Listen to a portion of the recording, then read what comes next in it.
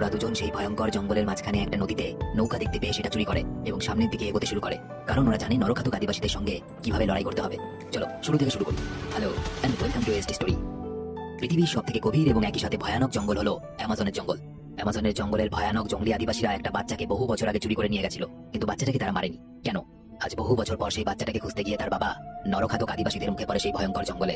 আর শুধু তাই নয়, তার জন্য অপেক্ষা করছিল সেই ভয়ঙ্কর জঙ্গলের মধ্যে অনেকগুলো চমক। তারপর কি হলো? কেনই বা সেই ঘন জঙ্গলের আদিবাসীদের মেয়েগুলোকে তুলে আনা হলো রাতের বেলায়? চলো আমার সাথে পৃথিবীর সবচেয়ে ভয়ানক আদিবাসীদের জঙ্গলে এক রোমহর্ষক অ্যাডভেঞ্চারে। ST story presents the Emerald Forest. এনার নাম হলো বিল, পেশায় একজন ইঞ্জিনিয়ার। তার সাথে তার স্ত্রী জিন, ছেলের নাম টমি আর মেয়ের নাম হেদার। অ্যামাজনের এই বিশাল জঙ্গলের মধ্যে কিছু গাছপালা কেটে এক ধরনের বিশেষ বাঁধ তৈরি হবে, এবং এই বাঁধ তৈরির প্রধান ইঞ্জিনিয়ার হিসেবে বিলকে এখানে নিযুক্ত করা হয়েছে। একদিন বিল যখন পাশের জঙ্গলের সামনে পুরো পরিবারকে নিয়ে সময় কাটাচ্ছিল, তখন তার ছেলে টমি বিল এবং জিনের নজরে এড়িয়ে জঙ্গলের গভীরে চলে যায় এবং সেখানে জঙ্গলের গাছপালার আড়ালে লুকিয়ে থাকা এই অদ্ভুত মানুষগুলোকে দেখতে পায়। টমি সঙ্গে সঙ্গে ছুটে এসে তার বাবা বিল এবং তার মা জিনকে বলে, জঙ্গলের ভেতরে আমি এমন কিছু মানুষ দেখেছি যারা দেখতে অদ্ভুত এবং আমার দিকে তাকিয়ে হাসছিল। বিল টমির কথা শুনে জঙ্গলে সে গভীর জায়গায় যায়, কিন্তু বিলকে আসতে দেখে ওই লোকগুলো গাছের আড়ালে এমন ভাবে লুকিয়ে পড়ে বিল তাদেরকে দেখতেই পায় না। সেভাবে তার ছেলে টমি ভুল দেখেছে এবং সেই তাকে জঙ্গল থেকে বেরিয়ে আসতে বলে, কিন্তু কিছু দূর আসার পর পেছন ফিরে তাকালে বিল আর টমিকে দেখতে পায় না। জঙ্গলে সেই জায়গায় যাওয়া মাত্র বিলকে লক্ষ্য করে কেউ বা কারা একটা তীর মারে। বিল বুঝে যায় টমি যাদের দেখার কথা বলেছিল তারা হয়তো অ্যামাজনের এই এলাকার ভয়ঙ্কর আদিবাসীরা, এবং তারাই হয়তো তার ছেলে টমিকে অপহরণ করে নিয়ে গেছে। অসহায় পিতা বিল উদ্ভ্রান্তের মতো নিজের সমস্ত কর্মীদের নিয়ে চারদিকে টমিকে খুঁজতে থাকে, কিন্তু তার ছেলের কোনো হদিশ পায় না তারা। বিল বুঝতে পারে যে অ্যামাজনের এত বড় আর ঘন জঙ্গলে টমিকে সে হয়তো সারা জীবনের জন্য হারিয়ে ফেলেছে। কালের নিয়মে কেটে যায় এরপর 10-10টা বছর। বিল যে পাথের কাজ নিয়ে এই জায়গায় এসেছিল তা প্রায় শেষের দিকে, কিন্তু তার ছেলে কিন্তু এখনো ফেরেনি। এই 10 বছর বিল কাজের ভাগে যতটুকু সময় পেয়েছে শুধুমাত্র নিজের ছেলেকে খুঁজে বের করার চেষ্টা করে গেছে। না শুধুমাত্র জঙ্গল নয়, ঘুরে বেরিয়েছে নানা অনাথ আশ্রমে এবং দুস্থ দরিদ্র বাচ্চাদেরকেও দেখাশোনার কাজ করে গেছে, যদি কোথাও তাদের মধ্যে টমিকে সে আবার খুঁজে পায় এই আশায়। বিল জানতে পারে ওই ঘন জঙ্গল এলাকায় সেই অঞ্চলে যাওয়াটা প্রচন্ড বিপজ্জনক, যে কোনো মুহূর্তে প্রাণ চলে যেতে পারে। কিন্তু বিল ঠিক করে জঙ্গলের ওই প্রান্তে যাবে এবং নিজের সন্তানকে খুঁজে নিয়ে আসবে। দেরি না করে ওয়ে নামের এক সাংবাদিককে নিয়ে এসে রওনা দেয়। 10 বছর আগে যখন টমি হঠাৎ করে হারিয়ে গেছিল বা তাকে অপহরণ করা হয়েছিল, টমিকে খুঁজতে গিয়ে যে তীরটা তার গায়ে এসে লেগেছিল সেই তীরটার পেছনের দিকে এক বিশেষ ধরনের পালক আটকানো ছিল। বিল সেই পালকটা খুলে নিজের কাছে রেখে দিয়েছিল। এবার রাস্তায় সে কিছু আদিবাসীদের ওই পালকটা দেখে জিজ্ঞেস করে, বলতে পারবে এটা আদিবাসীদের কোন দলের হতে পারে? কারণ আদিবাসীদের মধ্যে বিভিন্ন গোষ্ঠী থাকে।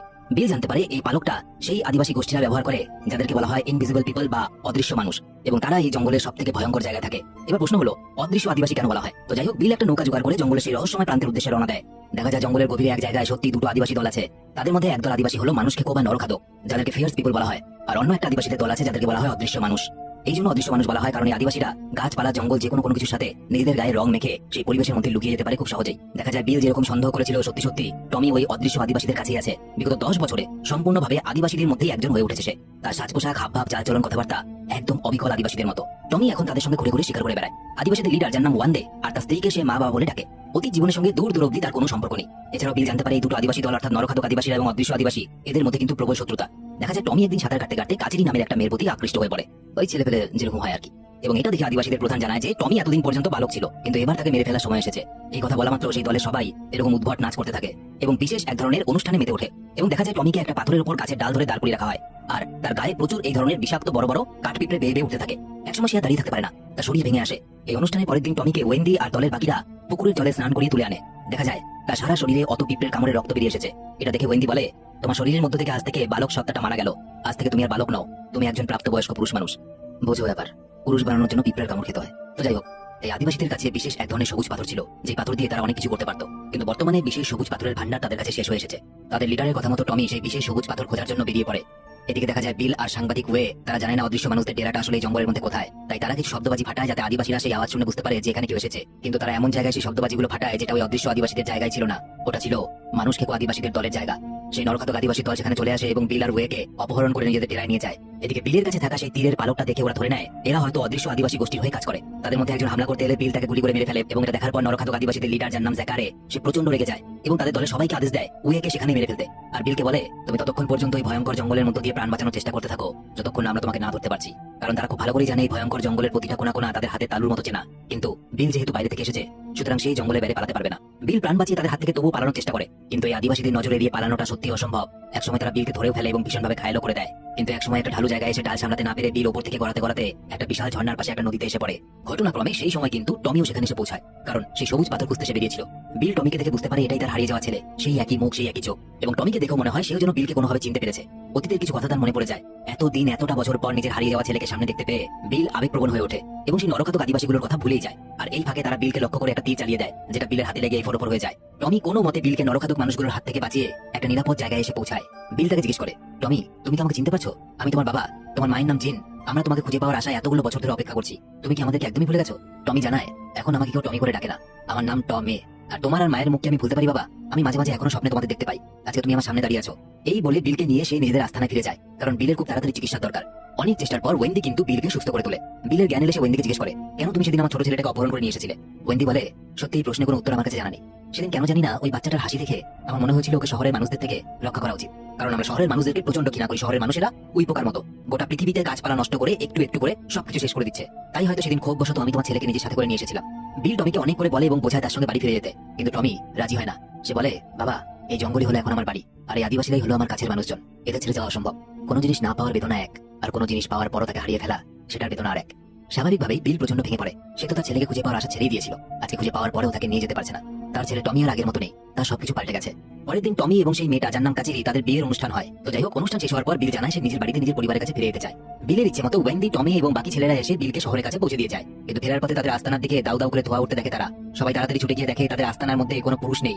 তাদের আস্তানায় আক্রমণ করে কেউ বা কারা বয়স্ক মহিলাগুলোকে গুলি করে মেরে ফেলেছে, আর অল্প বয়সী মেয়েদেরকে অপহরণ করে নিয়ে গেছে, যাদের মধ্যে টমের সদ্য বিবাহিত স্ত্রী কাচিরিও আছে। এসব দেখে ওয়েন্দি বুঝে যায় এই কাজ নিশ্চয়ই তাদের শত্রু দল, অর্থাৎ সেই নরখাদক আদিবাসীদের কাজ। কিন্তু প্রশ্ন হলো, আদিবাসীদের কাছে গুলি বন্দুক থেকে এলো? তারা তো তীর ধনুক চালায়, তারা তো জঙ্গলের ভেতরে বসবাস করে। ব্যাপার হলো, নরখাদক আদিবাসীরা যখন বিলকে মারার চেষ্টা করছিল, তখন এক জায়গায় বিলের বন্দুকের গুলি শেষ হয়ে যায়, আর প্রাণ বাঁচিয়ে টমের সঙ্গে পালাতে গিয়ে বিল তার বন্দুকটা এক নরখাদক আদিবাসীকে মারার জন্য তার দিকে ছুড়ে দিয়েছিল এবং টমের সাথে পালিয়ে এসেছিল। এরপর দেখা যায় নরখাদক আদিবাসীদের দলটা ওই বন্দুকটা সাথে করে নিয়ে যায়, এবং সত্যি তারা প্রথমে বন্দুকটা চালাতে পারছিল না, কারণ তারা তো কখনো বন্দুক দেখেনি। এমনকি বন্দুক চালাতে গেলে যে গুলির দরকার হয় সেই বিষয়ে তাদের কোনো জ্ঞান ছিল না। তখন তারা সাহায্যের জন্য জঙ্গলের বাইরে এক জায়গায় কিছু চোরা শিকারী এবং মেয়ে পাচারকারীদের ডেরা ছিল, সেখানে যায় এবং সেখানে গিয়ে ওই লোকগুলোকে বলে, আমাদের এই ধরনের অস্ত্র দরকার এবং এগুলো কি করে চালাতে হয় সেগুলো আমরা জানতে চাই। তার পরিবর্তে ওই লোকগুলো আদিবাসীদেরকে শর্ত দেয়, আমরা তোমাদেরকে অস্ত্র দেবো, কিন্তু তার পরিবর্তে তোমাদের গ্রাম থেকে কিছু মেয়ে এনে আমাদেরকে দিতে হবে, যাতে শরীর বেঁচে আমরা ব্যবসা করবো। এবং এই কারণেই সুযোগ বুঝে নরখাদক আদিবাসীরা ওয়েন্দিদের বাসস্থানে হানা দেয় এবং সেখানে বয়স্ক মহিলাগুলোকে মেরে বাকি মেয়েদেরকে তুলে নিয়ে যায় বিক্রি করার জন্য।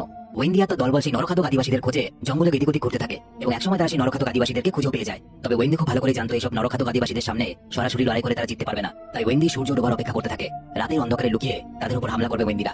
কিন্তু রাতের বেলা সেই জায়গায় এসে তারা দেখে জায়গাটা পুরোপুরিভাবে কাটা তার আর লোহার জাল দিয়ে ঘেরা। এখানে বলে দেয়, এটা ছিল সেই জায়গা যে জায়গার গাছ কেটে বাঁধ নির্মাণ করা হচ্ছিল। আর কোনো উপায় না পেয়ে ইলেকট্রিকের পোল বেয়ে ইলেকট্রিকের তারে ঝুলে তারা এই জায়গায় ঢোকার চেষ্টা করলে ইলেকট্রিকের শখে ওয়েন্দিদের একজন সেখানেই মারা যায়, এবং ওই লোকটার আত্মনাদ শুনে ওই নারী পাচারকারীরা বাইরে বেরিয়ে আসে। আর তারা বুঝে যায় আদিবাসীদের দলের মেয়েদেরকে যেহেতু তারা বন্দী করে রেখেছে, সুতরাং আদিবাসীরা এখানে এসে পৌঁছেছে তাদের উদ্ধার করার জন্য।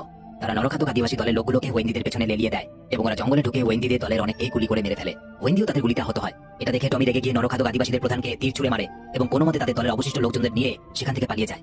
ওয়েন্দি মারা যায় এবং টমি ঠিক করে এর প্রতিশোধ নেবই। কিন্তু সবথেকে বড় বাধা হলো এই যে নরখাদক আদিবাসীদের কাছে কিন্তু এখন অস্ত্র আছে, কিন্তু টমিদের কাছে শুধুমাত্র তীর ধনুকই সম্বল। টমির মনে পড়ে তার বাবা বিলের হাতেও সে একটা বন্দুক দেখেছিল, সুতরাং হয়তো তার বাবা বিল তাদেরকে সাহায্য করতে পারে।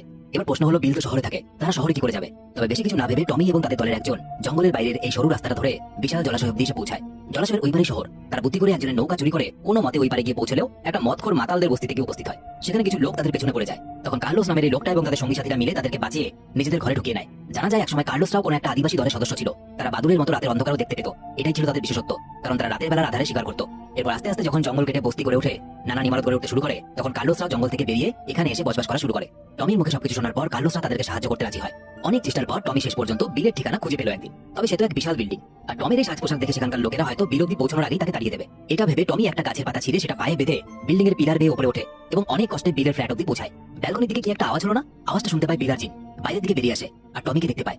জিন এক দেখাতেই নিজের হারিয়ে যাওয়া ছেলেকে চিনতে পারে, কিন্তু এই কঠোর বাস্তবটা তাকেও মেনে নিতে হবে যে টমি এখন জঙ্গলের আদিবাসীদের একজন, আর তাদের লোকজনেরা ঘোর বিপদে আছে। তাই তাকে সাহায্য করার জন্য সবকিছু শোনার পর বিল কার্লোসদের সঙ্গে দেখা করে টমিদেরকে সাহায্য করার জন্য, এবং তাদের সাথে সেই নারী পাচারকারীদের ডেরায় আসে। কার্লোসরা কিন্তু বন্দুক চালাতে জানে, তাই বুদ্ধি করে বিল খদ্দের সেজে সেই নারী পাচারকারীদের ডেরায় যায় এবং স্বাভাবিকভাবেই তাকে দেখে সেই আদিবাসী মেয়েগুলো কিন্তু চিনতে পারে, কারণ বিল তো তাদের ওখানে ছিল কিছুদিন।